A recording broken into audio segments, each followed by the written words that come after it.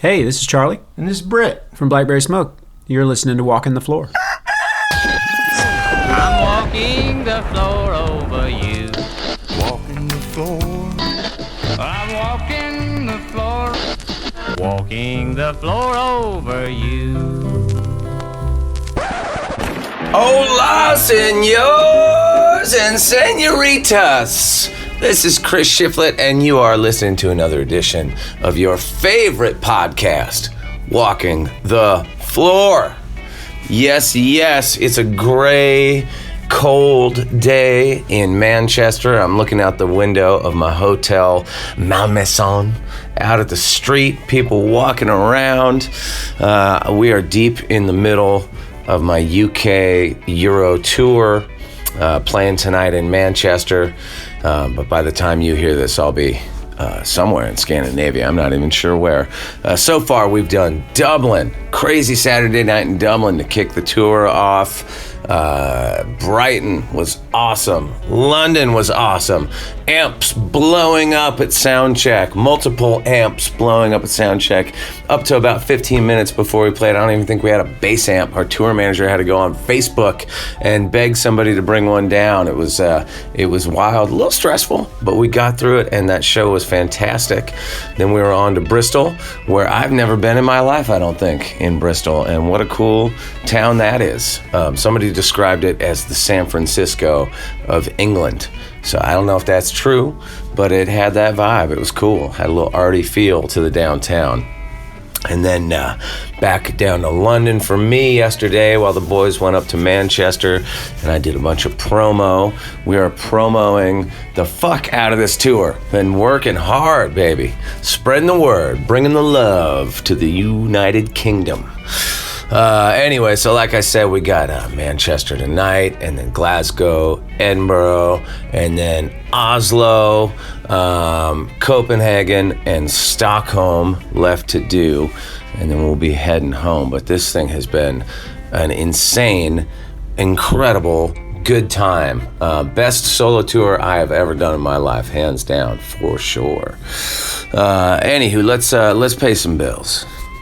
And before we pay some bills, I do want to remind everybody out there listening that my new record coming out in the middle of June is available now for pre-order in the iTunes store or Amazon, or you can go to my website and get like bundles of various things, bandanas, vinyl, t-shirts, whatever you need, man. It's up there. So get on over to chrisshiflettmusic.com and get a pre-order bundle. It's going to be a good time. Okay, let's talk about D'Addario, because of course you know support for Walking the Floor comes from D'Addario, who are a fine maker of USA-made instrument strings and musical accessories. I play them myself, because I want the best. I want D'Addario. And they're committed to sustainability through the playback program, recycling over 1 million used instrument strings. For more info on the playback program, please visit playback.daddario.com. And while you're at it, check out zounds.com. That's Zounds with 2 Z's.com. Because over at Zounds, every order of gear that you get for $599 and above is eligible for their exclusive 12-part payment plan with no interest charge ever, and you just pay that first monthly installment and your gear ships immediately. Zounds.com. All right, let's get to today's interview.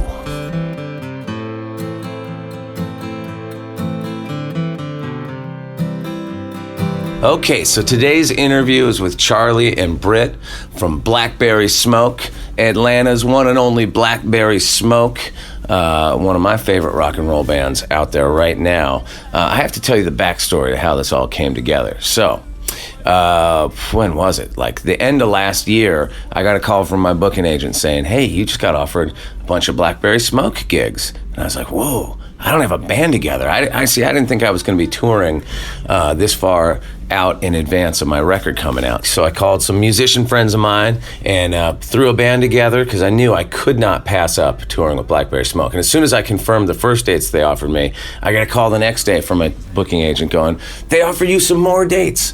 And so I took those too. So we had 2 legs of Blackberry Smoke dates, and I had never met them. I don't know why I got offered the shows, but I knew I couldn't turn it down. And there's always a little trepidation going into a tour when you're on somebody else's tour supporting them and you've never met anybody, and you don't know anybody on their crew, and you don't know anybody in the band.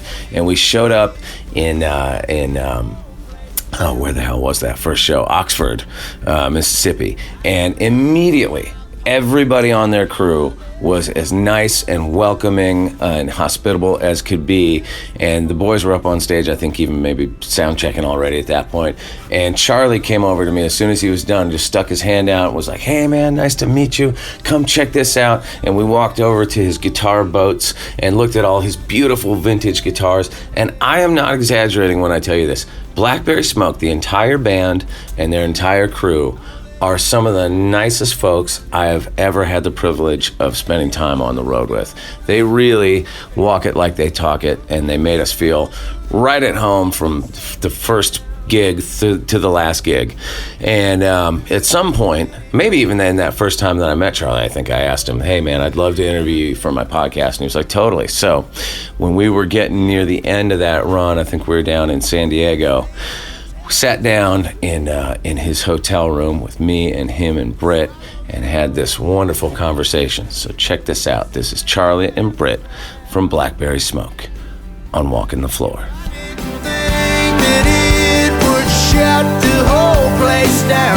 Now listen, I wrote these questions out this morning, Mr. Brit, when I thought I was only interviewing Charlie. So feel free to call foul if it's too guitar heavy, which it probably will be. It will be. He knows. We can talk about like tambourines or like the circumference of your drums or what. I'm not a drummer. I don't know drummer stuff. Just round shiny things on a guitar. Whatever you want to talk about. I just want you to know that I was getting on the Midway ship with a guided tour for a 101-year-old retired man, and then I got the call. Yeah. We're doing an interview down here, so You're a consummate professional, I was my in friend. I love San it. Diego, and I just rode back. Nice. Well, it's On important. time. It's good that you're here because I am getting into. I will get into stuff that, you just jump in wherever you need want. me to move stuff or lift stuff? Okay, right. You're just bigger and stronger than me and Charlie, man. Come on. Sure. Teamwork. Normally in these interviews, I wait until a little deeper into it to jump into gear talk. But because, Charlie, you have what I would consider maybe the most impressive collection of vintage guitars and whatnot I've ever seen anybody take out on the road. Oh. Normally people leave that shit back at home. Right. But you're a road warrior with it. It's rad. It's great to see. So I wanted to talk a little bit about that and maybe talk about, let's just do a little gear talk. And we can talk drums too. We can throw that in here. But but let's talk about your guitars. Okay. It's probably the first thing that jumped out at me when we Well, met I think up with you guys. that's my fault because when I shook hands with you, I was like, hey, come here with me and look at, I don't know why I did that. I'm sorry. That's right. That was the first thing Yeah. that we did was a little tour of your vault. I'm sure you thought that there was probably something wrong with me. Or that you were going Right to off give him the one, bat. is what he thought. Yes, exactly. I thought as a show of like, welcome to the tour. Right. Take this 58 Les Paul. Yeah. I thought it was going to be that kind of thing. Oh, that one's It hasn't old. happened I don't yet. want that. You have Yeah. anything newer? That's right. All right, I'll shut up. Yeah. Well, How did you get into collecting vintage gear like that? well, it started when it was really, I inadvertently got into it. I was just out of high school in Atlanta, and I met a guy in a music store that sort of like what we're talking about when I met you. I shook his hand and was introduced, and he goes, hey, you need this guitar. And he took me over to this 1956 Les Paul Jr. That was just old and beat up, and it was refinished black, and it had a story behind it. It belonged to the guitar player for the Georgia Satellites, and it was on consignment for sale. Anyway, it was $600, I think, or $650, which was all the money in the world to me. What was that in like 1962 or Yeah, something? exactly. When was that guitar? $650, man. It was actually 1992. Anyway, I bought it, and I kind of was pressured into it. I didn't have enough money to buy it, but I did. And anyway, that started the love affair. Nice. Or the obsession. It's an expensive habit. Like, how were you one of those people? And I asked this out of genuine curiosity, because when I was growing up, I pretty much had one guitar, and I just didn't have that mindset of like trading up.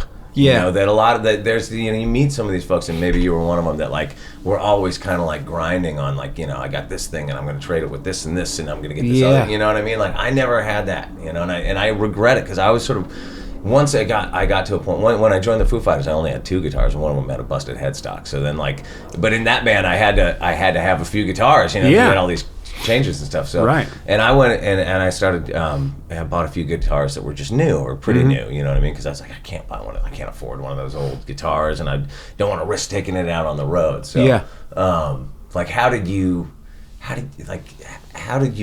develop that, or get into that mindset, or how did you know to do that, I guess is what I'm asking. Well, at first, I mean, when I bought that guitar, and then pretty quickly after that, I met another guy who's like, oh, I've also got this for sale. It's a 72 Telecaster. Oh, and another guy's like, oh, and I've also got this Les Paul Special. So it was a little overwhelming at first.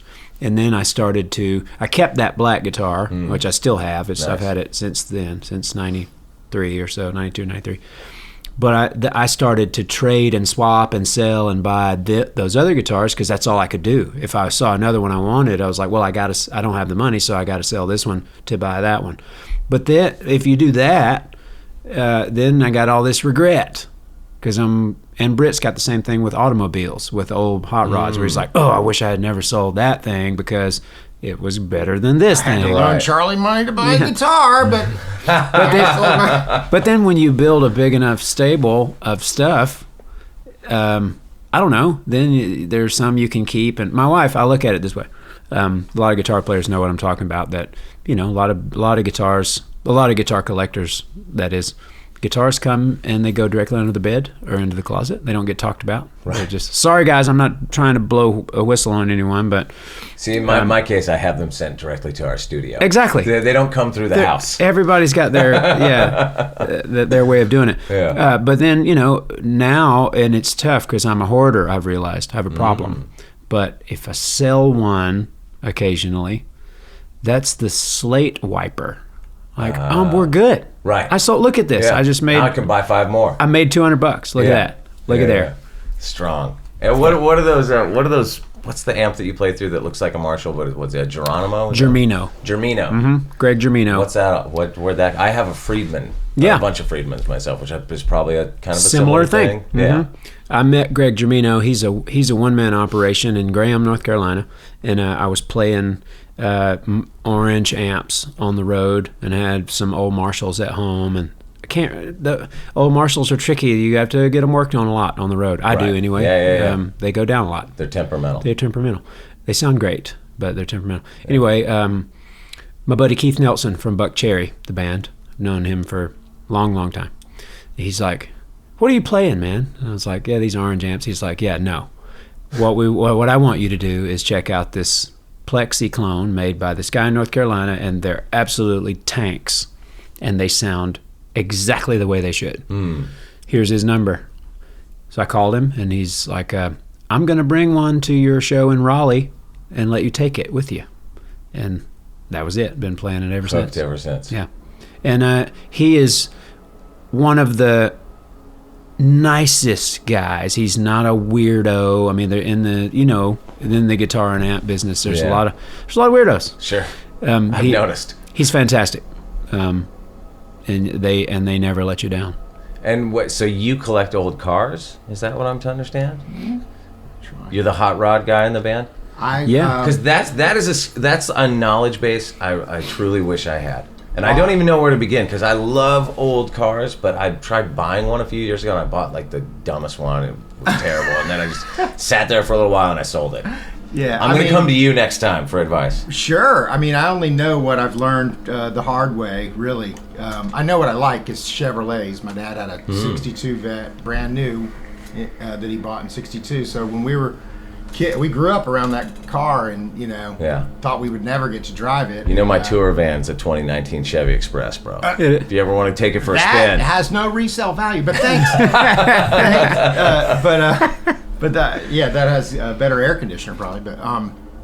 But no, I really got into trucks lately. The old C10 truck from 60 to 68, And Okay, I was just having this conversation with Shannon, my guitar tech.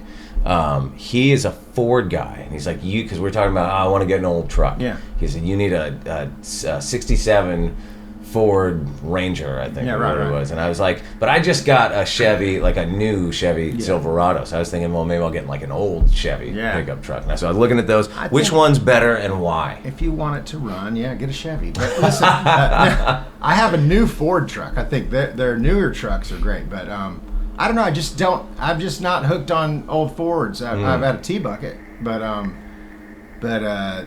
than that, I'm pretty much a Chevy guy all the way. Yeah, I don't know. How long has Blackberry Smoke been a band? 19 years. 19 years. That's so wild, because I feel like I really only heard about you guys in like a few years ago. That's funny because I heard of the Foo Fighters in '94. Hey, that was before my thanks. time, man. Thanks a lot. No, but this is very curious to me. I'm always fascinated by bands that have this long history, and then there's a point where all of a sudden it pops up and it grows into more of a global thing, and maybe it's just me being out of the loop or whatever. But it's strange to me when a band like that's totally in my wheelhouse musically, that I discover has like a gazillion records that I never heard of. You know what I mean? And I was honestly surprised when I went back after I heard about you guys a few years ago, and I don't remember which album that was. Maybe it was a couple records ago. Yeah. Whatever you were doing. So I'm curious about those early days. Like, how did you guys become a band? What were y'all doing before that? And also, like, how did you build it in those? That's a long time to be a band. Yeah. Slogging it out. Well, you don't have our book then. No, I don't have the book. We don't have one, but all this will be in it. Yeah. Of course. This is the book, man. This is the audio book. Right. Yeah. Charlie and myself and my brother, we played together before this band and recorded a record on Universal, and it was a hard, Oh, really? weird What was the experience. band called? Buffalo Nickel. Yeah. We had a different singer. It was his band, really. It was his record deal. Right. He wrote some songs, and he got interest from the people at Universal at the time, and we were all buddies, and so he's like, will you be my band? So that's what we did. We went and made this record, and we never toured. We only played a few shows, really. It was really it was very confusing, but I personally didn't know any different at the time. Right. I had never been on tour. I only played in cover bands, really. Really? And a few local Atlanta bands that we were writing songs and things, but it's pretty new experience. And then it pretty quickly we realized, okay, well, we don't really feel the same about how this is supposed to work. We don't feel like we should be this guy's band. This is Right. awkward. It was, I don't know, it's hard to explain. It just didn't feel right. It was a cool experience, but it wasn't. Well, we just were kind of like underwhelmed, maybe, or more like, let's do something different, Right. We like what we're doing together, or are comfortable with each other, and then Sure. and I imagine you and your brother must have been playing together. Well, that's a big assumption, because I have musical we brothers too, and always- we never sat around playing guitars together growing up. So did you and your brother grow up playing together? in band, like bands in high school. And It's so amazing that you guys are like your rhythm section are brothers. Like that's perfect. Like I was trying to think of that this morning. Are there any other good examples of that? Because like the rhythm section, especially in a rock and roll band, it's the foundation. You guys are like blood relatives. So there's Yeah. there's this got to be this be- magic connection should there make that sense. most bands wouldn't have. Right. But they never fight either. Oh, really? I don't have a brother, so I don't know that dynamic. I only have a sister. Yeah. But I've obviously spent time with friends that had brothers and that fought like cats and dogs. Sure. And As Britt and you do. Richard Yeah. never fight. Britt said he poked him in the eye with a stick once. I made him eat sand once. But listen, my dad, he made us kiss if we fought, so we never fought. But now we basically recorded some songs immediately, and I sent them to a couple people, and from that we got to where we recorded a record. Were you guys a three-piece at that point, or has it always been the same collection of guys? We were kind of a three-piece, and we had a couple of different guys playing second guitar, but it wasn't cemented yet. Right. How did you hook up with Paul? Because I think that the dynamic between you and Paul is such an important ingredient in your band. Like the way you guys weave around each other, and the way you guys play together, and the way you sing. It's like, you know, that it's. I would think that would take a really long time to get that worked out and comfortable. You know. Well, I've known him longest. We both lived in a place called LaGrange, Georgia, which is 80 miles or so south of Atlanta, and we were in rival cover bands. Oh, really? Well, I hated his band, and he probably hated mine too. Right. But he was in a band with his brother, and the thing was, they were doing something pretty different musically than what I was into, but they had incredible vocal harmony, himself and his brother. And so when we started really putting Blackberry Smoke together in earnest, and I knew we couldn't be a three-piece, we needed another guitar player, and especially a harmony singer. He's the first person I thought of. Right.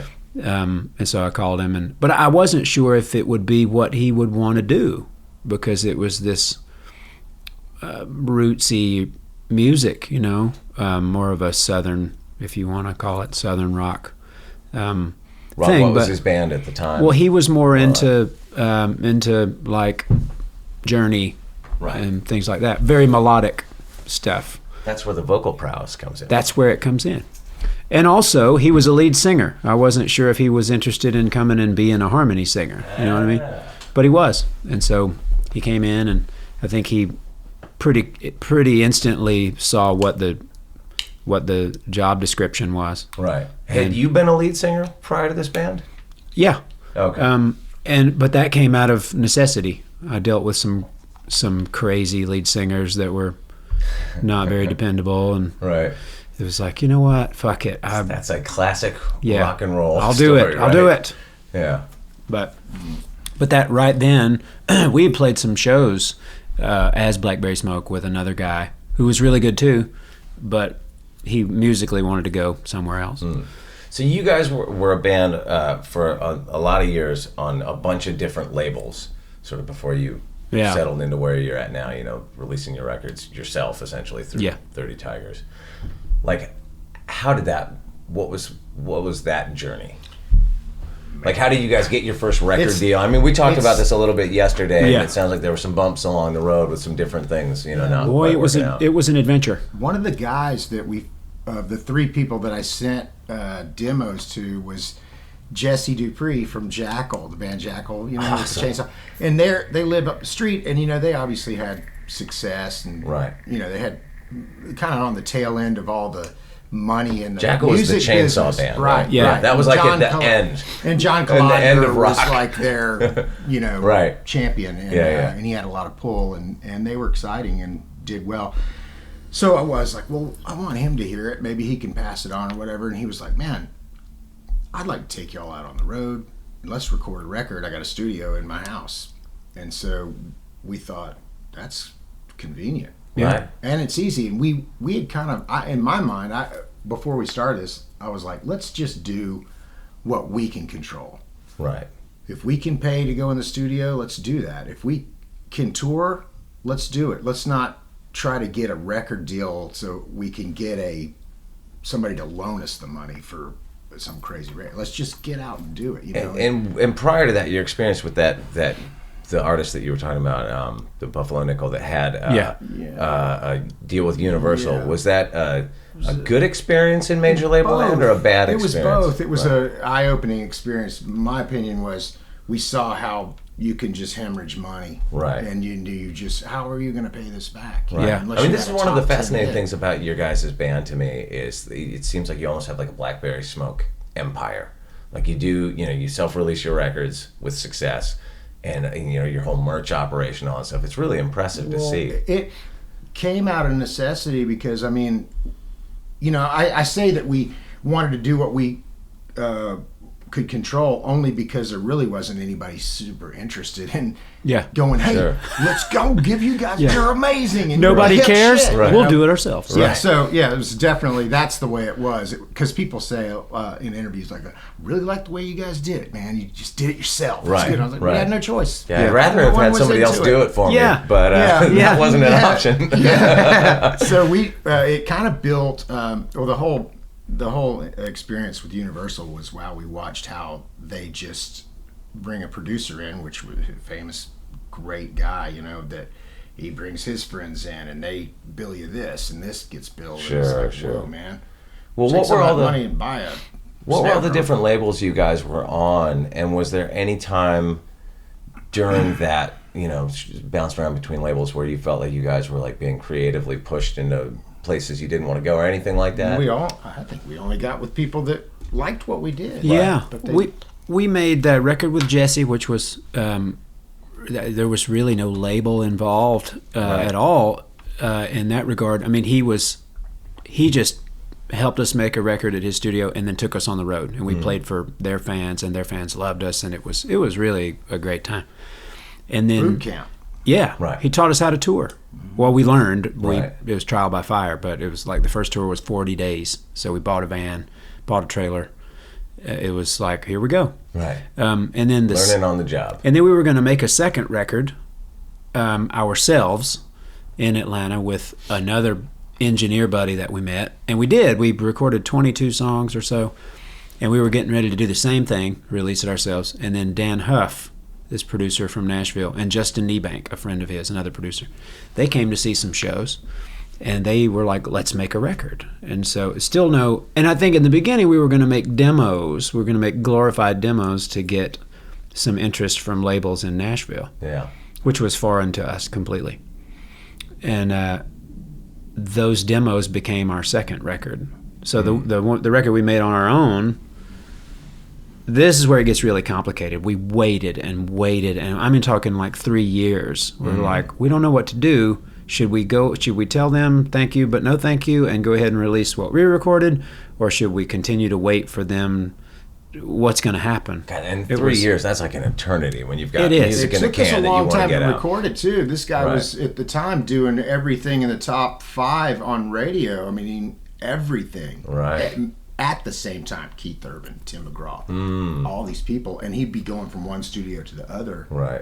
But that's the way they do it there, and we'd cut 3 songs, or we'd work on some stuff, and then we'd move it over to dude's house, and then it was like at Blackbird, and it was kind of like It was that's piecemeal. how they do Right. it, Yeah. But And how were you developing like your fan base through all of that? Just playing, touring constantly. And we Were would you starting to feel like people coming back to the shows, and was that starting to build? a little bit. But then, oh, sorry, Britt. I was saying it's hard. We felt the effects from touring with Jackal, but they were big in these B markets, like in Wisconsin, like Tomahawk, and these crazy places that were. It was a long drive Right. Yeah. to start a tour, but we would sell. All of a sudden, we're selling some tickets there, but we couldn't sell 2 in Atlanta. Right. Yeah. You know, Right. so we never played there. Right. Well, So when was the point when that started to really bear fruit? Well, we made that record with Dan and Justin, and we got a little bit of attention for the record, but we were just like, okay, well, it really doesn't feel like the record that we were trying to make, but I mean, it's not bad. It's just this has been a little confusing because it never felt like we were actually making a record. right. So around that time, and that record got released 3 times by 3 different independent labels, also, Really? in which we were just. That's got to be a record. So we signed with, so around this time, Zach Brown, who was, we had played some shows with him, done some cruises with him, and Atlanta local. all of a sudden he exploded. Right. His first single was so he went from they're a bar band like we were to now they're not anymore. Now they're huge. Right. He came to us and basically said, I'm going to start a label. Would you guys be on my label? And he already had some friends that he had taken on the road, the Wood Brothers, Levi Lowry, Sonia Lee, that were going to be a part of the label. And we thought it was kind of like Capricorn. like he was building his own modern day Capricorn in Atlanta. It sounded perfect.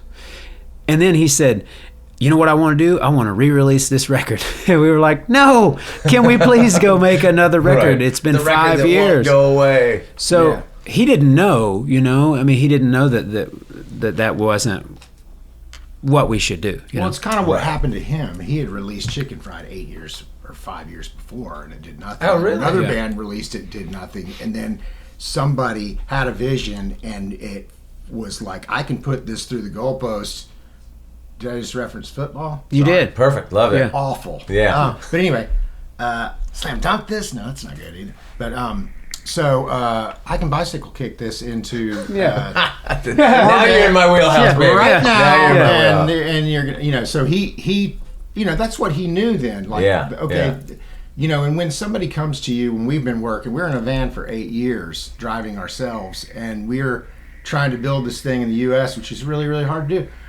Comes to you and says, what are your best songs on what you've already put out? And we were kind of like, we like all of them. Right. I mean, if there's somebody in charge that says that's a hit for what's going on the radio, bring them forward. Right. And we'll be like, sure. That's funny. I you're reminding me of like I'm setting up a record to put out right now, and I've been having all these conversations about what songs to put out in what order, and you know, leading into the release and all that sort of thing.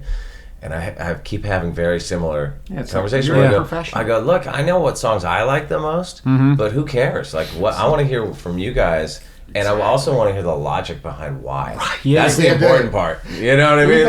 I'm open to somebody else's ideas. I just want to know why you think that this song is better than that song in this order. What, you know what I mean? Well, to bridge some of that story together, the 3 releases, the one guy that put it out, we loved this guy, and he hung out with the Stones. We were very impressed with him, and he had a cool place in Texas that we played a 4th of July party and jammed with Bobby Keys. It was awesome. And he died in his sleep. So then we get involved with another guy. He was a great man. We were just destroyed, you know, and we get involved with another label. This guy goes to prison. Yeah, this guy I told you about. No, right. So it's like it's not really about we didn't feel like we exhausted any of their skills that they could do or not do. We were just like, oh, here's another bump. So we when we get together with Zach and his label, and then when it was finally like, okay, no, here's what we want to do.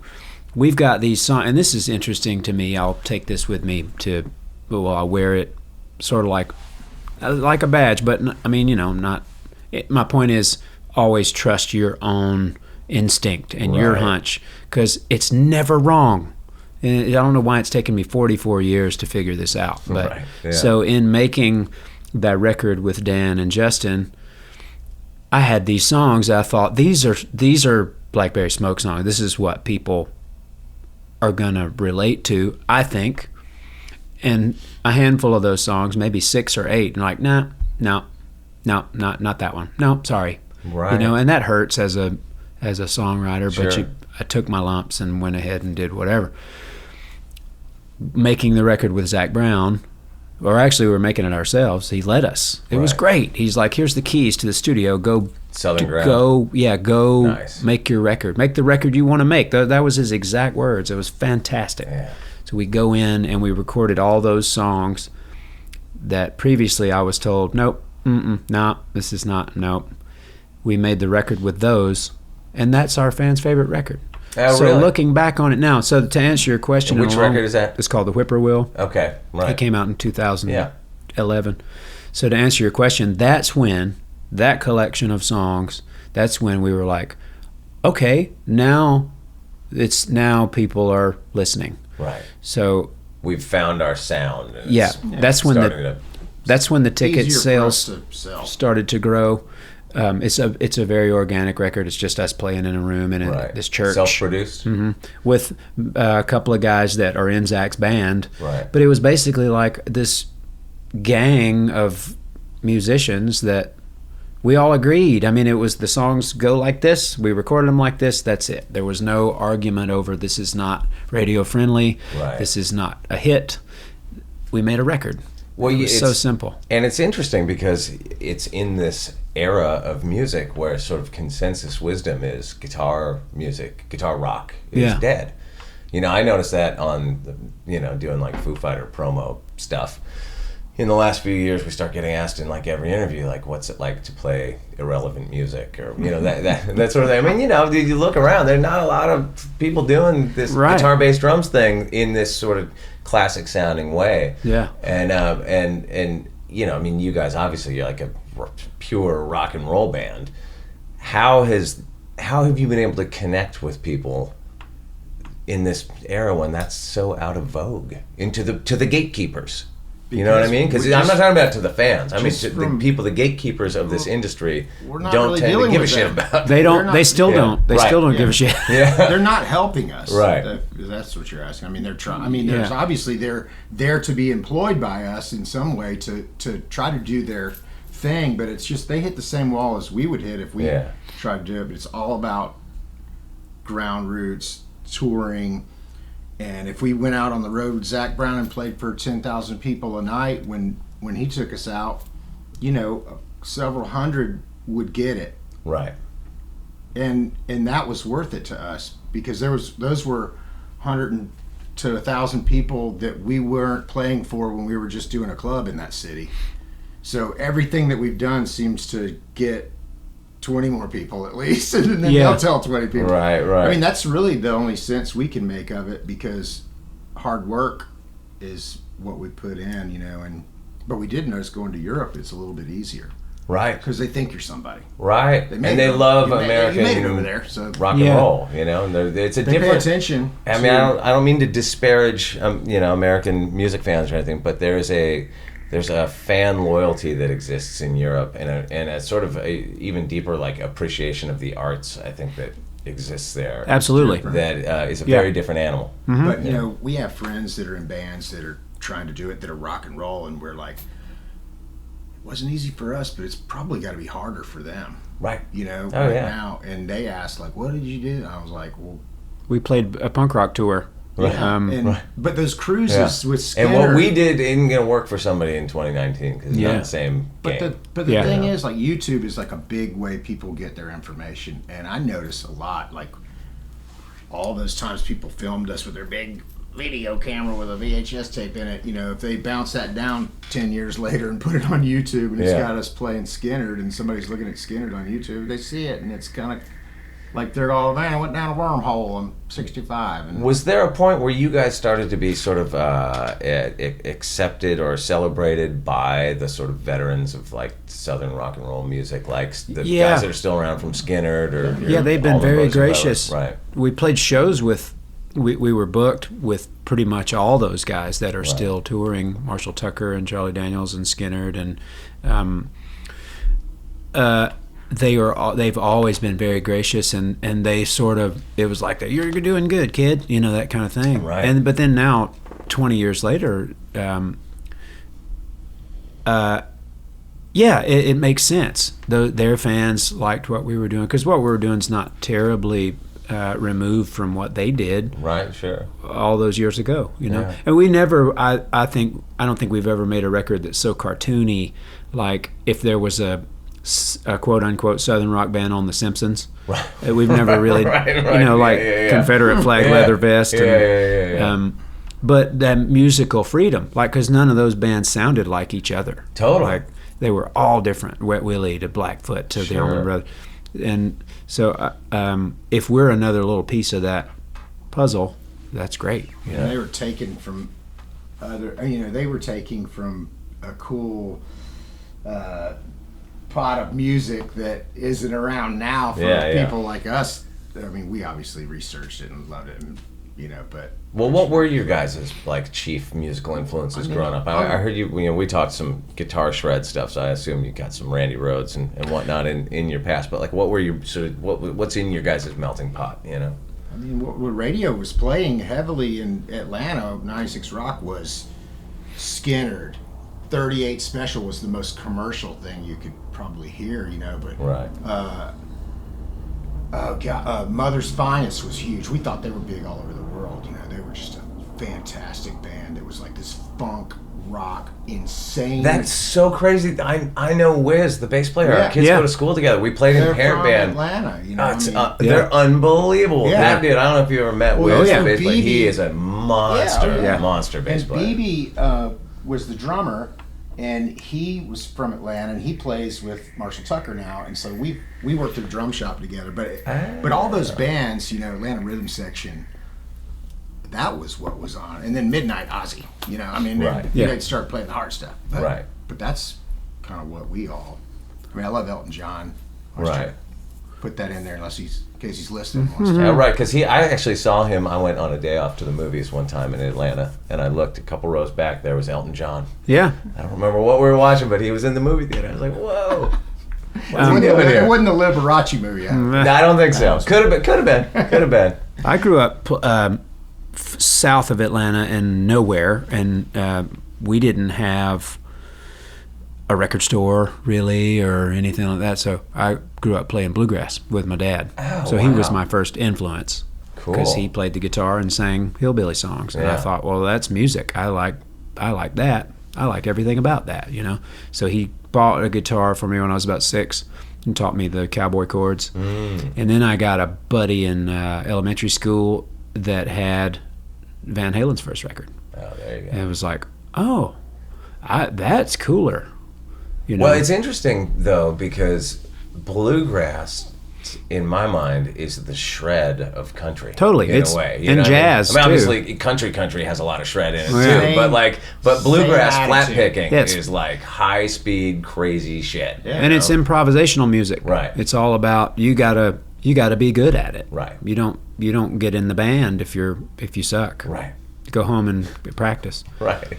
But it also, I mean, it's very tempo oriented. A lot of nuances, a lot of dynamics. Right. Be quiet when you're supposed to be quiet. Get loud when you're supposed to get loud. And also, going back to Paul, vocal harmony is imperative in bluegrass music. So that all, you know what? My mom was really into the Stones and the Beatles and Bob Dylan, and I remember stealing her Hot Rocks cassette, the best of the song. Yeah. And I heard, and I was 11 years old, Honky Tonk Women. In my brain, I was like, that's country. That's bluegrass music, that harmony. Yeah. It's just got drums and loud guitar. So I remember just thinking, because I'm a nerd when it comes to music, but it was like, I get it. Yeah. It's all the same. Yeah. Everything's the same. Well, it's so true. I mean, I really credit that. Like, I kind of came to country music later, like, you know, in my late teens when I first started kind of dabbling and listening to it. But I think like Beatles and Stones records absolutely set the you know, that twang in those early recordings they did. You know, like set me up to like rockabilly, which kind of set me up to like honky tonk. You know, and it's all kind of connected. You know. Yeah. How did you? I know we were talking about this earlier in the week, but like Hanoi Rocks and the New York Dolls and so I mean, I grew up, I had 2 older brothers, right? Yeah. And so my older brothers were into like all the stuff you would expect, same stuff, Beatles, Stones, Bowie, you know. Then as things went along, they discovered Kiss and Black Sabbath and Deep Purple, you know, like we went down that road. And then as it became the 80s, you know, heavy metal and all the stuff that all the British stuff and German stuff and all the stuff happening in LA. And I lived pretty close to LA, so like when I was in junior high, I started going down to shows and see Keel and bands like that. You know, I saw all that stuff and in little rooms. It was awesome. And then there was a point there when Hanoi Rocks put out 2 Steps from the Move, which was ultimately their last record. And I started seeing them in Kerrang! Magazine, because we would get Kerrang! Magazine. And for whatever reason, it's the way they looked. I was drawn to it. Beautiful. They were beautiful. Oh, it was amazing. You know, with the smoking jackets and the scarf, the whole thing. You know, super androgynous, and it just struck a chord. And that thing, I remember my brother Scott brought home 2 Steps from the Move. Yeah. And this would have been either right before or right after Razzle died, and the whole thing went to shit. You know, so. He brought that home, and I put it on, and like that record is just such an amazing mix of like, it's not heavy metal to my ear at all. It's this other thing, you know. It's almost like there's elements of like Duran Duran, and like, it just sounds like European, like new crazy wave shit. You know what I mean? It just hit me in a weird way, and it was like this hard left turn where all of a sudden, Armored Saint and Malice no longer appealed to me. Yeah. And this other thing. And, They had the missing thing that they didn't have. Yeah. And it's funny because there was a couple of cool record stores in town. I remember I went out to the one that was the main one I would go to, and I just go, "What do you have that's glam rock?" I'm into glam rock, and I had one record. Yeah. I did that kind of rocks record. I had other records, but I had one glam rock record. I am into glam rock. I am now a glam rocker. Yeah. And the guy, I was probably, Do you have your I think I was card? like 13 or whatever. And the guy goes, okay, well, check this out. And he got me this Red Cross record, that Teen Babes from Monsanto covers record they did. And he got me Diamond Dogs by Bowie. I was like, check this out. But at that same time in L.A., you had all these bands coming up. Poison, Guns N' Roses, Jet Boy from San Francisco, Faster Pussycat, L.A. Guns. All the gazillions of bands that we've all forgotten that were kind of in that same wheelhouse. And it was just happening, man. That was a big movement. It was a big movement in LA, and you'd go to these shows, and you'd be sold. I saw Poison and GNR, I saw all those bands in little clubs, packed, crazy gigs. Yeah. Before they ever had record deals, and none of that was even a part of it. And it was just seemed like it was the most exciting thing. And it was like at a time in my life where it just hit me like a thunderbolt. Like, that's what I want to do. Yeah. Hell yeah. And plus it had that extra super part of the allure that was nobody where I grew up knew about it. It was just complete mystery. You were going in getting drugs from a record store, like behind the counter. Totally. And you'd come back on a Wednesday morning at school after going to see Faster Pussycat the night before at the Troubadour with one of their t-shirts, and people would go, "What the fuck is that?" You know what I mean? You're just like, "Yeah, you don't know. You don't know." Yeah, you don't know. But it was so that was for me that was but then once I started playing in bands and stuff in high school, so I lived in a relatively small town, and not like super small town, but like you just wound up playing in punk rock bands because that was it was just what was there. What do you know about Sam I Am, that band? Because I know those guys well. Oh, really? Oh, yeah. Because I was turned on to them by a friend that works for many bands, and I was like, oh man, this is amazing. Oh, they had some great songs. Great hooks and the guitar riff. I mean, I was just like, Sam I Am. It was the same thing. How many records do they have out? And then when I heard Foo Fighters, I was like, did they finally get on the radio? I mean, it just seemed to me it had the same cool vibe to it that you would think should be on the radio. Totally. It's got hooks, Yeah, they were one of those bands. Like they made. I remember their first like major label record when they got a record deal. I remember we got an advanced cassette of it. And I was like, this is going to be the biggest thing in the world. That's like one of those ones where, I don't know. There's probably one of those stories about, like the guy who signed us got fired. It's probably one of those kind of things because they made some great records. I agree. And I thought, wow, this should be out there like everything else that's totally, out there. Totally. Why not, Yeah. Them, Jawbreaker. There was a lot of those bands that should have been. But we would never really bigger, hear about them unless somebody, Right. Yeah. brought it along. So I think Sam I Am maybe still does shows here and there. I'm not sure. I haven't talked to Sergi in a while. I knew Sergi, the guitar player, the best. Oh, cool. Yeah. I knew they were from that area, probably. Yeah. Well, that was all Bay Area stuff. I mean, I moved up there later. I'm like, and when I was like 18 or so, I moved to LA, lived there for a while. Then I moved up to San Francisco, and all that stuff was kind of going on. You know? Yeah.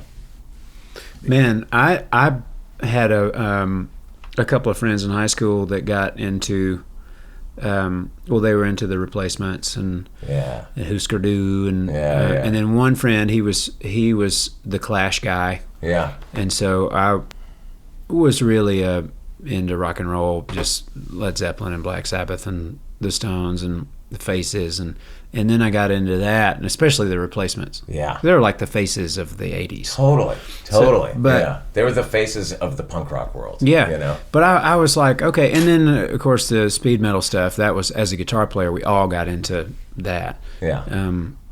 If you could, and then I was like, I can't really play this, but I like it, But then later, in the last 5 years, on the road traveling, our guitar tech, Doc, used to work for Bad Brains.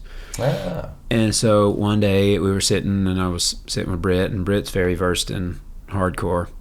And I was like, what Bad Brains record should I get? And he's like, the first one. So I get it. So anyway, point of the story is, and then we met Brian Baker from Minor Threat and Junkyard, and I bought the Minor Threat, the first two, the records that are on one, Yeah. And I go home, and my wife is way more versed in this stuff than I am. but she's, we're 44 years old. So I get the first Bad Brains vinyl, and I go in. It's like a Sunday. Babe, I'm going punk. It's like a Sunday morning at 8 a.m. The furniture. And I put it on, and all of a sudden I see her head come around the kitchen door like, what the fuck are you doing? What are you doing? I love it. Yeah, that's great. So my midlife crisis is punk rock based. Nice. Well, there's that. We're gonna look for that funny haircut coming soon. Yeah. I'm working up the nerve. Yeah, it's funny, man. Like with my relationships with punk rock, like I said, I grew up like a hard rock, heavy metal dude. You know, like punk rock was not in my family's wheelhouse. Like I remember my oldest brother Mike in the late '70s bought, just out of curiosity, the first Clash record and the Sex Pistols record. Yeah, it probably would have been 1979 when you were, starting to see the odd punk rock guy walk down the street like, whoa, what the fuck is that? And I remember listening to it and just like the judgment was, this sucks. And so, because so much of like rock fandom was based on like guitar chops and all that stuff. Like muscular. Yes. And that to me, I did the same thing. I was into hardcore and I listened to metal and I listened to some punk and I was like, that sounds like it's not plugged in all the way. Or Right, yeah. It was funny. So like when I got turned on to a lot of that stuff in the maybe like end of junior high, beginning of high school, it all seemed like that was this cool thing that all of a sudden it appealed to me, instead of getting turned on like whatever, Black Flag or Socially or something. And it was like something that had already happened. It was a few years ago. I missed it. It was a cool scene. But now I love it's in the rear view mirror. Dang, missed it, kind of thing. And then I was into like, I remember getting turned on to the same kind of stuff. Replacements. I mean, Replacements were still going, but Replacements and the Clash was a big one for me, and all the early British stuff, the Damned and the Jam, all that stuff. But that seemed even further. That was like 1977 or 78 or what. That seemed like just a lifetime ago that I completely missed. And even some of my early like punk rock shows that I went to were like bands already on their reunion tours, Stiff Little Fingers on their second reunion tour or some shit like that, And it really wasn't until like Bad Religion stuff in the late 80s and NoFX around that same time and Pennywise and all those bands started happening that I was actually kind of like in step with it, like listening to it in real time where it didn't seem like this thing in the rear view mirror, Yeah, it's weird how that works. Definitely. Fuck punk rock, right? Goddamn. Just let us in. We'll get the Mohawks, man. What was I gonna say? How long have you been out on tour right now behind your last release? And do you guys is your touring schedule tied to album releases, or are you just in kind of a 24/7 tour cycle? Yeah, we don't really. We're always touring, so we just will change the name of the tour for whichever record just came out, Right. And it's been that way for a lot of years, and we've got a nice little system where we take December and January off. Well, not even those entire months now, but some time for the holidays, and but it becomes a tough thing. I mean, because that's our living. Obviously, nobody makes money selling records anymore, but playing shows. And people are coming, but you get a little scared, like, well, are we playing too much, or should we take a break here? Or, right. Do you tour all over the world? Like, do you guys kind of map it out so that you're not in any one place? Well, we're trying to do that. I mean, it's an art, Right. Yeah. Sure. I mean, just like our West Coast run is very dartboard, but routing is a hard thing to do. Availability of venues. It's just it's not like. People, our fans are like, why are y'all going up to San Francisco and you're down here? Yeah. And you're like, well, I bet they don't sound like that. I bet our California bands don't sound like that. Well, you never know. It's funny. I saw you post something the other day on Instagram or something. It was like some tour dates, and it said something to the effect of like, now would be a good time to chime in about all the places that you think we should go or that we're not going, or something like that. And that cracked me up so hard because that is every time I post tour dates. 90% of the comments are like, why are you coming to Raleigh? Yeah. Why aren't you coming to Halifax, man? You hate Florida. Yeah. He hates Florida. Yeah. I'm like, why do y'all hate Florida? We're here right now. Yeah. You're like, you realize that there's, it's a bigger thing than that, planning these things. We can't please. But you know what? you can't. We're also playing all the time. So how can these people be so mad that we're never there? We're right. just Yeah, there, like, come sometime. Yeah. Yeah. So what's your next thing? You're gonna do the acoustic tour. You've got an acoustic. Is the acoustic EP out now? It is. And then you're going out to tour that. And that was a fluke, really. We went to years ago on the Whippoorwill album. We went into Southern Ground Studios, Zach Brown Studio, because it looks great and it sounds great, but to get video footage. So we just sat in a circle and played some acoustic versions of songs, and that's what we did this time too, just for some, it's promo stuff. Yeah. Because when you make a record, you do some promo stuff to go You along need with content, kids. That's Come on. it. It's all about content. It was all about content, and it was for video content, first and foremost. film. But That's what the audio wound up really being nice. Right. We were like, wow, this sounds great. Yeah. Maybe we should make it an accompaniment, Because we have some fans who are like, why don't y'all do that more often? We play acoustic stuff. You should do acoustic shows. You should make an acoustic record. All of that. But we were like, hey, well, this makes sense. It's good. And I wish we could make every record like that. It took 4 hours. Yeah. And no overdubs. It's playing. Yeah. Is that something the whole band comes out for? The tour? Mm-hmm. Okay, cool. Yeah, and we'll bring a couple friends to play some auxiliary instruments and whatnot. And we've never done we've never done an acoustic tour before, so this will be a first. My brother's band, Face to Face, just recently did an acoustic record and has been doing a lot of shows. So I'm just saying, you could fuse that whole classic rock, punk rock thing together. Yeah. Right there, guys. Just give me the guitar. That's Face right. to face. Done. Boom. Yeah. Look that shit up. There you go. Well, thanks for doing this on a show day, man. I appreciate it. That's thank great. you. You guys are great. It's your show day too. That's true. That's true. We're all consummate professionals. Yeah. All right, cool. Thank you. But Thank why don't you. you play Argentina? Exactly. No, the big one for me is come to Brazil. Come to Brazil. That's but when you every book Brazil- every post. They say come to Argentina. Exactly. Come to Brazil.